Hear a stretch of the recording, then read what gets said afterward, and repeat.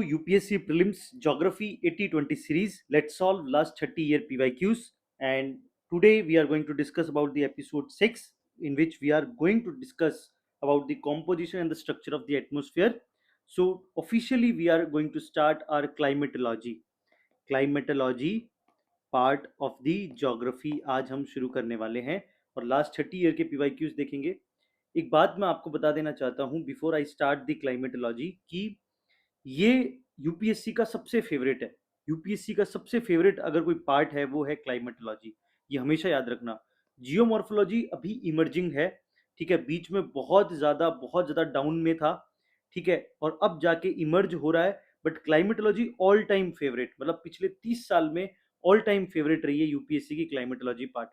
और ये आपको मतलब कभी नहीं छोड़ना चाहिए। ये मतलब आप प्रीलिम्स अगर अटेम्प्ट करना चाहते हैं तो क्लाइमेटोलॉजी पार्ट आपको कभी भी मिस नहीं करना चाहिए। इसको बहुत अच्छे से प्रिपेयर करो, बिकॉज ये आपकी इंडियन ज्योग्राफी को बहुत ज़्यादा अच्छा करेगा, साथ ही साथ आपका मेंस बहुत अच्छा करेगा और आपको प्रीलिम्स में भी बहुत अच्छे number दिलवाएगा।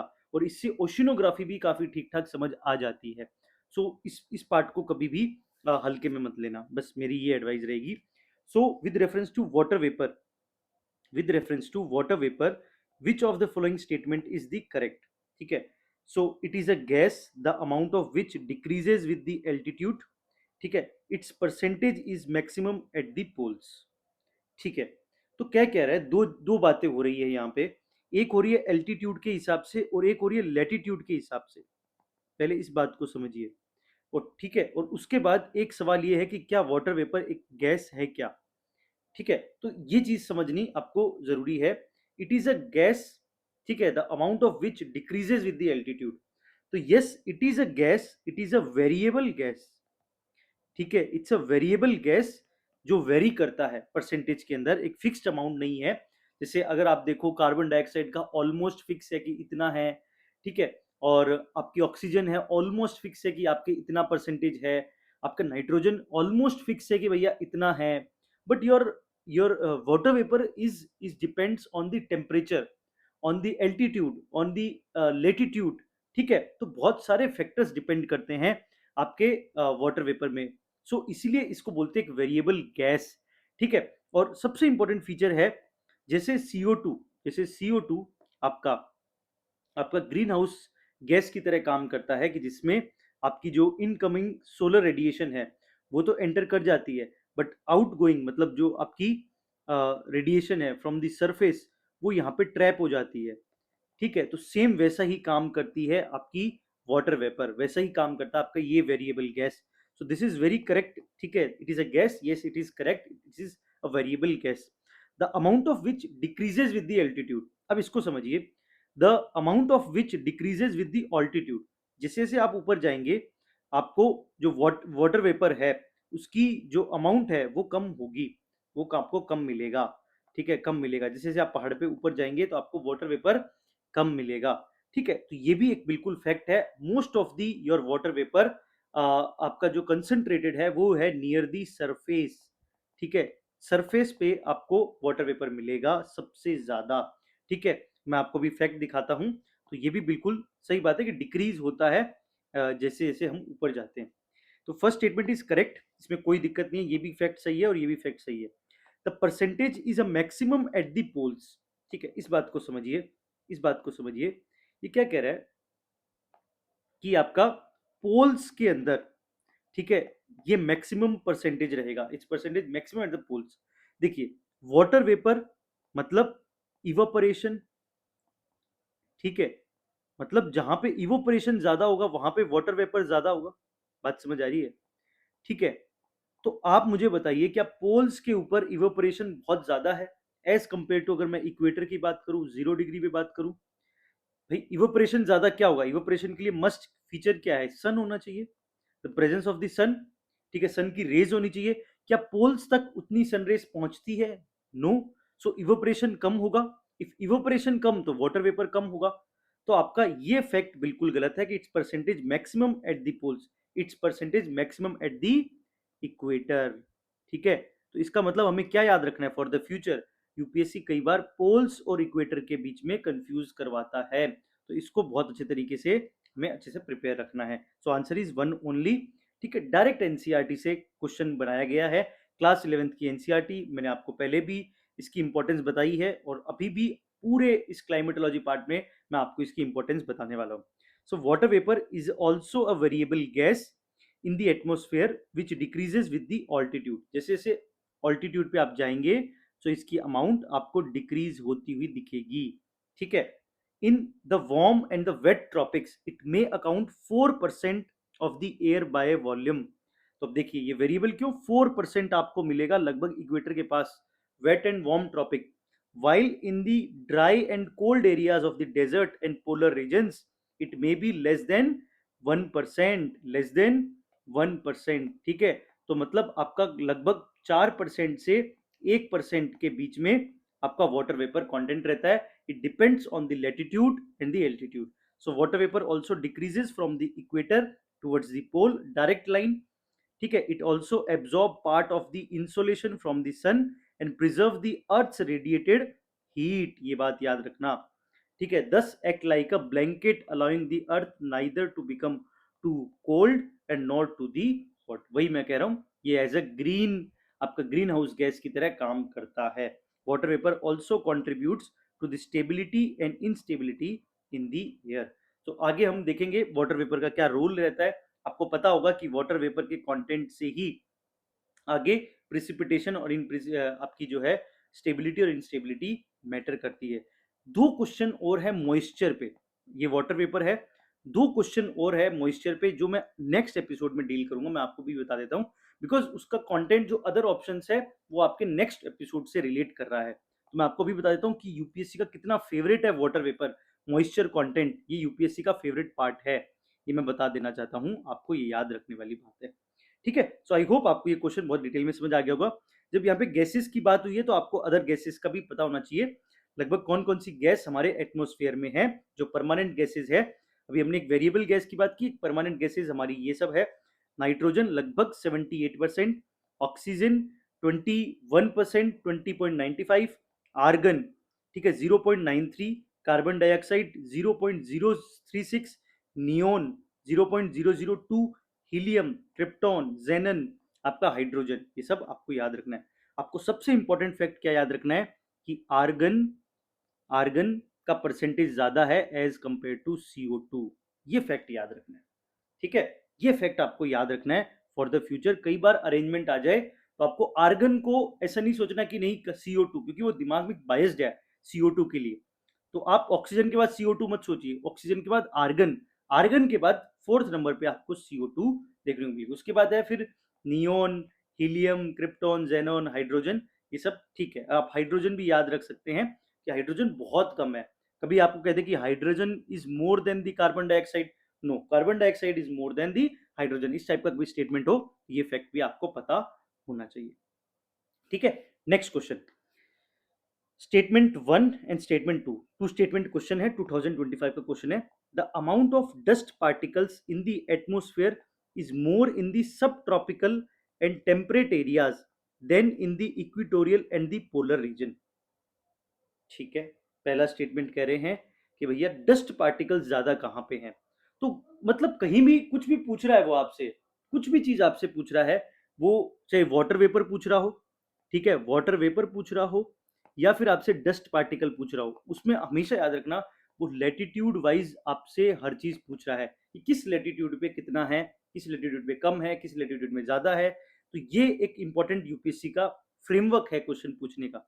So the amount of dust particles in the atmosphere is more in subtropical and temperate। अगर आपको सब ट्रॉपिकल हाई प्रेशर बेल्ट के बारे में थोड़ा सा पता हो तो दिस एरिया इज डेजर्ट। ठीक है, वर्ल्ड के मेजर डेजर्ट आपको देखने को मिलेंगे, और डेजर्ट में अगर डस्ट नहीं है तो कहाँ पे डस्ट है। ठीक है, ये बात याद रखना, तो वहीं पे डस्ट है। तो सब tropical and temperate areas than the equatorial and the, अब देखिए यहाँ पे आपको डस्ट पार्टिकल कम भी मिलेंगे, डस्ट पार्टिकल होंगे भी, वो भी सेटल डाउन हो जाएंगे, इक्वेटोरियल इतनी बारिश हो रही है, बात समझ आ रही है, इतनी बारिश हो रही है, तो ये स्टेटमेंट बिल्कुल सही है। सब tropical and temperate areas have less dry winds, सब ट्रॉपिकल एंड टेम्परेट एरियाज में आपको लेस ड्राई विंड्स मिलेगी। तो लेस ड्राई विंड्स होगी तो इसका मतलब क्या है, डस्ट पार्टिकल ज्यादा होंगे। अगर यहीं पे वेट विंड्स होगी, जो मैंने आपको बताया था कि जहां पे बारिश हो रही है वहां पे वेट है, एक तरीके से, तो नमी में डस्ट थोड़ी होगा, ये बात समझिए, डस्ट तो सेटल डाउन हो जाएगी। तो बिल्कुल सही है ये बात और ये इसको रिलेट भी कर रही है। So answer is both 1 and 2 statement are correct and statement 2 explains the statement 1। ये बात आपको याद रखनी है। देखो, atmosphere has a sufficient capacity to keep small solid particles which may originate from the different sources include sea salt, fine soil, smoke soot, ash, pollen, dust and disintegrated particle of the meteors. Dust particles are generally concentrated in the lower layers of the atmosphere. अब इस बात को समझिए, यहाँ पे अभी हमने जो क्वेश्चन किया है वो किया लैटिट्यूड वाइज, ठीक है, and this description is of altitude, ठीक है। तो सेम वही बात है, एल्टीट्यूड जैसे जैसे आप ऊपर जाओगे, अगर यूपीएससी फ्यूचर में क्वेश्चन पूछता है तो डस्ट पार्टिकल आपको कम मिलेंगे, यहाँ पे डस्ट पार्टिकल ज्यादा होंगे, यहाँ पे डस्ट पार्टिकल कम होंगे, ये बात याद रखना, ठीक है। Yet the convectional air current may transport them to the greater height. The higher concentration of the dust particle is found in sub tropical and the temperate region due to the dry winds in the comparison to the equatorial and the polar region. अब मैं आपको यहाँ पे एक बात बताना चाहता हूँ, यूपीएससी, आप ये देखिए जहां पे ड्यू टू, बिकॉज, इस टाइप के वर्ड्स आप जब पढ़ रहे हो, आप बुक को पढ़ रहे हो, आप कोई नोट्स को पढ़ रहे हो, जहां पे कोई भी कॉज का कारण या कोई चीज का कॉज एंड इफेक्ट की बात हो, तो हमेशा सोच के देखिए कि क्या ये असर्शन रीजन का क्वेश्चन बन सकता है क्या। बिल्कुल बन सकता है। ये देखिए ड्यू टू, जैसे ड्यू टू आए इसको राउंड कीजिए जब पढ़ रहे हो आप, ये मैं एक्टिविटी बाद की नहीं कह रहा, बाद में तो सब बता देंगे कि क्वेश्चन कहाँ से आया है, इज वेरी इजी, बट आप खुद जब ये ड्यू टू, बिकॉज, एज, इस टाइप के वर्ड्स जब भी देखो अपने कंटेंट में, ज्योग्राफी, इकोनॉमिक्स, एनवायरमेंट, कभी भी कुछ पढ़ते हुए, तो वहां पे सोचिए कि असर्शन रीजन का क्वेश्चन बन सकता है, ठीक है। मैं आपको ये बात यहाँ से सिखाना चाहता हूँ, due to the dry winds, क्योंकि इसी से क्वेश्चन बनाया है। Dry winds in the comparison to the equatorial and the polar region, dust and the salt particle act as a hygroscopic nuclei around which the water vapor condense to produce cloud, ठीक है। तो ये बात आपको याद रखनी है, as it is क्लाइस यहाँ से उठाया गया है, और मैंने भी कोशिश की है जितना हो सके क्लास 11th के सोर्स को ही मैं यहाँ पे आपको शो कर रहा हूँ, जिससे आप में कॉन्फिडेंस आए, आप में फोमो क्रिएट ना हो कि मैंने पर्टिकुलर ये कोचिंग वाली नहीं की तो मेरी ज्योग्राफी नहीं हुई, ठीक है। आपने अगर एनसीईआरटी बेसिक की है तो भी आप लगभग लगभग मतलब 80% 85% क्वेश्चन कर लोगे हाई एक्यूरेसी के साथ, मैं आपको ये बात कहना चाहता हूँ। इसीलिए जितना हो सका मैंने एनसीईआरटी को इंक्लूड किया है। मैं चाहता था यहाँ पे जीसी लियोंग का भी आपको यहाँ पे दिखा सकता था, जीसी लियोंग को मैं सिर्फ कुछ चैप्टर्स में यूज करूंगा, ठीक है। मैं आगे बताऊंगा और आपको कुछ चैप्टर्स भी सजेस्ट करूंगा कि उसमें से आप पढ़ें, उसके अलावा आपको कुछ भी पढ़ने की जरूरत नहीं है अगर आपके पास कोई नोट्स नहीं है तो, ठीक है। नेक्स्ट है असर्शन रीजन का क्वेश्चन, ये 2004 का क्वेश्चन है, फिर यूपीएससी सेम रिपीट करेगा यही क्वेश्चन, हल्का सा वर्ड चेंज करके 2024 में। ये देखिए कैसे, the thickness of the atmosphere is a maximum over the equator. जो थिकनेस ऑफ एटमोस्फियर है वो सबसे ज्यादा है इक्वेटर के ऊपर, ठीक है। High insolation and strong convection currents occurred over the equator, ठीक है। सबसे पहले इस बात को इंडिविजुअली देखते हैं कि क्या thickness of atmosphere is maximum over the equator. Yes, it is maximum over the equator. Why? देखो, ये आपका इक्वेटर है, मान लो 0 डिग्री, ठीक है, इस तरीके से समझ सकते हो, ठीक है, कि ये हमारा पार्ट है 0 डिग्री, ठीक है, 0 डिग्री। 0 डिग्री पे आपको पता है सन डायरेक्ट जो है यहाँ पे आपका सन की रेज है, ठीक है। तो और आप इसको एक बार इस तरीके से समझ लीजिए, सन की रेज है, ठीक है, मतलब सन डायरेक्ट यहाँ पे हिट कर रहा है, इसके कारण क्या, कन्वेक्शनल करेंट्स, ठीक है, करंट्स वार्म हो रही है एयर, और जो है वो आपकी एक्सपेंड होके ऊपर की तरफ जो है असेंड कर रही है, और जितना असेंड करेगी उतना लंबा जो है ये आपका एटमोस्फेयर मतलब ट्रोपोस्फेयर, जैसे ट्रोपोस्फेयर बड़ा होगा तो एटमोस्फेयर मतलब आपका एटमोस्फेयर भी बड़ा होगा, ठीक है। तो ग्रेटर हाइट में ये जाएगी, ठीक है। तो एटमोस्फेयर मैक्सिमम है ओवर द इक्वेटर, यस बिल्कुल इक्वेटर है, और कारण भी कन्वेक्शन करंट है इसका, ठीक है। पोल्स के अंदर अगर मान लो कि टेम्परेचर -20 डिग्री है, ठीक है, तो उसको ऊपर अगर मान लो कि -45 या 60 डिग्री हाईएस्ट होता है ट्रोपोपॉज पे, ठीक है, तो ये अचीव करना बहुत ईजी है। वहीं पे यहाँ पे आपका मान लो +20 डिग्री पे है आपका इक्वेटर, इसको माइनस 45 डिग्री पे जाने में ज़्यादा टाइम लगेगा, ठीक है। तो इसीलिए आपके ट्रोपोपोज कह सकते हैं उसकी लेंथ ज़्यादा होती है in equator as compare to the pole. ये आपको बात याद रखनी है। इस बात को अगर मैं ग्राफिकली समझाऊं, ठीक है, तो ये आपको मान लो पोल है और ये आपका इक्वेटर है, ठीक है। तो यहाँ पे मान लो -40 डिग्री टेम्परेचर है या -20 डिग्री मान लो, चलो 20 डिग्री टेम्परेचर और यहाँ पे 20 डिग्री प्लस में टेम्परेचर है, ठीक है। तो 20 डिग्री से उसको 45 डिग्री अचीव करना है, तो उसको ज़्यादा ग्रेट हाइट करनी पड़ेगी और इसको 45 डिग्री यहीं पे अचीव हो जाएगा। तो यहाँ पे इसकी लेंथ कम होगी। तो आप ये देखिए इस तरीके से एक ग्राफिकल आपकी इमेज बनेगी। तो यस, कह सकते हो the thickness of atmosphere maximum over the equator, yes. And क्यों होता है? क्योंकि कन्वेक्शन करंट, ठीक है, strong convection current occur over the equator due to the sun rays, ठीक है। Answer is both one and assertion and reason individually true and R is the correct explanation of A। यह बात आपको याद रखनी है। सेम क्वेश्चन 2024 में पूछा, थिकनेस ऑफ ट्रोपोपोज पूछा, ट्रोपोस्फियर पूछा, यहाँ पे एटमोस्फियर पूछा, यहाँ पे ट्रोपोस्फियर पूछा। बात एक ही है, बस शब्द अलग है, कोई फर्क नहीं पड़ता, कोई भी इसमें चेंज नहीं है। Troposphere at the equator much greater as compare to the poles. At the equator heat is transmitted to the greater height by the strong convectional currents. थोड़ी सी language change, answer same. Both 1 and 2 statement are correct. Statement 2 explain the statement 1, ठीक है। ये देखिए UPSC का trend, 2004 का question 2024 में पूछा, ठीक है। और ये वाली चीज मैंने आपको पॉलिटी की 80-20 सीरीज में मतलब कितनी बार बताई है, मतलब मैं बता बता के शायद हर एपिसोड में मैंने ये चीज आपको दिखाई है। अगर आपने मेरी 80-20 सीरीज पॉलिटी की देखी है, वहां पे मैंने आपको दो तीन चीजें तो बार बार बोली है। एक तो ये वाली चीज, ये जो एनालिसिस है 2004 का क्वेश्चन 2024 में, 1996 का क्वेश्चन 2026 में आ सकता है, वो सब टॉपिक बताए थे। उसके अलावा 2015 का क्वेश्चन 2025 में कैसे आया, ठीक है। ये वाली चीज मैंने पॉलिटी में तो आपको लाइन से दिखाई थी, ठीक है। उसके अलावा मैंने पॉलिटी में कुछ ट्रिक्स बताई थी जो सिर्फ पॉलिटी के लिए है। तो वही चीज कुछ सब्जेक्ट वाइज चीजें होती है। तो ये एक एनालिसिस है और यहाँ ज्योग्राफी में भी ये चीज हो रही है। मैं बार बार कह रहा हूँ ज्योग्राफी रिवाइवलिज्म फेज में है। यूपीएससी ने ज्योग्राफी को बहुत ज्यादा अंडररेटेड रखा टिल 2022, फ्रॉम 2013, 13 से लेके 2022 तक बहुत ज्यादा डाउन फेज था ज्योग्राफी का। 22 के बाद ज्योग्राफी धीरे धीरे धीरे धीरे अब ये फेज में आ गई है, ठीक है।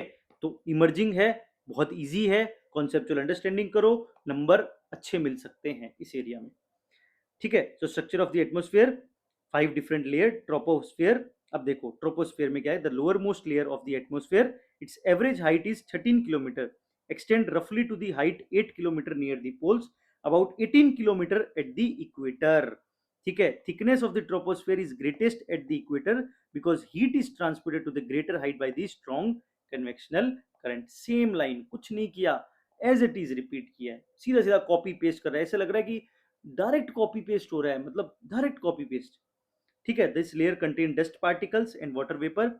All changes in the climate and weather take place in this layer. The temperature in the this layer decreases at the rate of 1 degree Celsius for every 165 meter of the height. This is the most important layer for the all biology. Tropopause is about -80 degrees Celsius over equator and about -45 degree over the poles. तो जो मैं कह रहा था आपको 80 degree यहाँ पे और यहाँ पे 45 डिग्री, ठीक है। तो उस बात को आप इस एंगल से मत समझना कि भाई मैं वो जो 45 डिग्री अचीव करने के लिए, मैं जस्ट आपको बता रहा था कि उसको टाइम कम लगेगा। आप इसको समझिए बात, अगर 80 डिग्री है फ्रॉम, इसको -80 डिग्री पहुंचना है तो 20 डिग्री से शुरू होगा ये, और वहीं पे ये अगर मान लो 45 डिग्री पे ही अचीव कर रहा है, ये 20 डिग्री माइनस पे है, तो ये बहुत शॉर्ट डिस्टेंस होगा, ये गैप बहुत लंबा है, मैं ये बताना चाह रहा हूँ, ठीक है। बात वही है, बस बोलने का तरीका अलग है, ये बात याद रखना, ठीक है। The correct sequence, very easy question, of the different layers of the atmosphere from the surface of the earth upwards, ठीक है। Troposphere, stratosphere, ionosphere, mesosphere. Mesosphere पहले आना चाहिए, स्ट्रेटोस्फियर नहीं आना चाहिए। Troposphere, stratosphere, mesosphere, ionosphere. Yes, option C is the correct answer. Simple है, ठीक है, कोई इसमें डिफिकल्टी नहीं है। चलो इसको देख लो ध्यान से, एक बार रिवाइज कर देते हैं आपको। ट्रोपोस्फियर, ठीक है, फिर ट्रोपोपॉज, उसके बाद stratosphere. Stratosphere is known for your ozone, ठीक है, ओजोन, उसके बाद स्ट्रेटोपॉज। अब आप देखिए दो तीन बातें और बताऊंगा मैं आपको जहां से यूपीएससी पूछ सकता है। फिर है मीजोस्फीयर, ठीक है, उसके बाद है थर्मोस्फीयर, ठीक है, जिसको आप आइनोस्फीयर भी बोलते हैं, आयंस आपको मिलेंगे, और फिर एक्सोस्फीयर, ठीक है। अब सबसे इंपॉर्टेंट बात आपको ये याद रखनी है, टेम्परेचर। कभी भी यूपीएससी इस ग्राफ से क्वेश्चन पूछ सकता है कि किसमें टेम्परेचर ज्यादा बढ़ता है या किसमें कम होता है, कौन सा ठंडा है कौन सा गर्म है, ये बात याद रखो। देखो एक तो याद रखना कि stratosphere due to the ozone, यहाँ पे टेम्परेचर इंक्रीज होता है, यहाँ पे टेम्परेचर इंक्रीज होता है, ये बात याद रखना, ठीक है। फिर उसके बाद मिजोस्फेयर में आपका डिक्रीज होता है, माइनस की तरफ जाता है, और सबसे ज्यादा ठंडा अगर कुछ है वो है mesosphere. Mesosphere is the coldest layer, ये याद रखना, सबसे कोल्डेस्ट लेयर है मेसोस्फेयर। इवन ट्रोपोस्फेयर में आप देखो हाईएस्ट ऊपर जाके -60 डिग्री, बट यहाँ पे माइनस आपका 80 डिग्री के आसपास चला जाता है। तो सबसे कोल्डेस्ट लेयर आपकी मेसोस्फेयर। उसके बाद आयंस के कारण यहाँ पे भी टेम्परेचर फिर से बढ़ता है, ठीक है। तो ये ऑल्टरनेट पोजीशन है, ये याद रखना।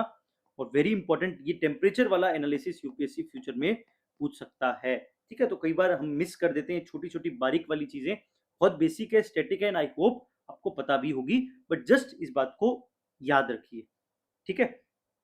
नेक्स्ट है, which one of the following layers of the atmosphere is responsible for the deflection of a radio waves, ठीक है। तो 1996 का क्वेश्चन है, ठीक है। वापस यहाँ से इस साल मतलब 2026 का अगर आप एग्जाम दे रहे हो तो इस एरिया से क्वेश्चन आ सकता है, मतलब ये जो composition structure of the atmosphere है, ये टॉपिक अच्छे से तैयार करके जाना, यहाँ से वापस रिपीट होने के चांसेस है। सो आंसर है वेरी इजी, आइनोस्फेयर, ठीक है। आयंस होते हैं इलेक्ट्रिकली चार्ज पार्टिकल, और उससे रेडियो वेव्स सीधा जो है हमारा डिफ्लेक्शन होता है। सेम फिर देखो यहाँ पे क्वेश्चन 2011 में पूछा है, a layer in the earth atmosphere called ionosphere facilitates radio communication. Why presence of the ozone causes the reflection of the radio waves to the earth, ठीक है। तो यहाँ ओजोन तो स्ट्रेटोस्फेयर में है, इसका तो यहाँ से कोई लेना देना नहीं है, तो ऑप्शन ये गलत है। Radio waves have a very long wavelength, ठीक है। तो वेवलेंथ देख लो भाई कहाँ पे है वेवलेंथ, ये रहा, ये रेडियो वेव की ये रही वेवलेंथ, यस, सबसे ज्यादा इसकी वेवलेंथ है, yes, this statement is correct, ठीक है। तो 2 only is the correct answer, ठीक है, ये बात याद रखनी है आपको। The mesosphere lies above the stratosphere, it extends up to the height of 80 kilometer, it is a layer, once again temperature start decreasing, ठीक है। उसके बाद आप यहाँ पे देखिए, ionosphere located between 80 to 400 kilometre mesopause, it contain electrically charge particle known as ions, ठीक है। Radio waves transmitted from the earth are reflected back to the earth by this layer, ये बात याद रखना, ठीक है। अब देखो सबसे इंपॉर्टेंट, इलेक्ट्रोमैग्नेटिक स्पेक्ट्रम, इसको प्लीज प्रिपेयर करके जाइए, आपको साइंस में काम आ जाएगा, नहीं तो आपको ज्योग्राफी में काम आ जाएगा, कहीं तो काम आ ही जाएगा। ये रटा हुआ होना चाहिए आपको, ये बेसिक पता होना चाहिए कि कौन कौन सी वेव से जो है उसकी वेवलेंथ क्या है, ठीक है, उसके फीचर क्या है। जैसे रेडियो वेव हाई वेवलेंथ, ठीक है, गामा रेज सबसे शॉर्ट वेवलेंथ, मतलब वेवलेंथ बहुत कम है। तो जब वेवलेंथ कम होती है तो फ्रीक्वेंसी हाई होती है, देखो फ्रीक्वेंसी ज्यादा है, ठीक है, जल्दी जल्दी जल्दी ये चीजें आ रही है, बार बार रिपीटेशन अकरेंस बहुत जल्दी है। सो जब वेवलेंथ कम होगी, ठीक है, भगवान कुछ लेगा तो कुछ देगा भी, आपको याद रखना बात, सेम वही बात है। अगर इसको वेवलेंथ कम दी है पर इसको फ्रीक्वेंसी ज्यादा दी है, वहीं पे इसको अगर वेवलेंथ ज्यादा दी है, इसकी फ्रीक्वेंसी कम दी है, ये पहली चीज आपको याद रखनी है। सबसे कम वेवलेंथ है गामा रेज की, उसके बाद एक्स रेज की, फिर अल्ट्रावायलेट यूवी रेज, ठीक है, फिर इंफ्रारेड, फिर माइक्रोवेव एंड रेडियो वेव, इसको याद रखना। और ये बीच में है विजिबल स्पेक्ट्रम, इसमें भी आपको विबग्योर याद रखना है। अब देखिए हमारे लिए infrared from the geographical perspective very important, and ultra violent UV rays is very important, ये दो सबसे इंपॉर्टेंट है। और नेक्स्ट एपिसोड में इन दोनों के बारे में अब मैं दिखाता हूं कि यूपीएससी ने कितने क्वेश्चन पूछे, सिर्फ इंफ्रारेड यूवी, इंफ्रारेड यूवी, ठीक है, इंफ्रारेड शॉर्ट वेव है कि लॉन्ग वेव है, ठीक है, इस पे कितना क्वेश्चन है, आप देखते रहना अगला अगला एपिसोड, ठीक है। तो नेक्स्ट एपिसोड में आपके साथ मिलता हूं इसी मैसेज के साथ।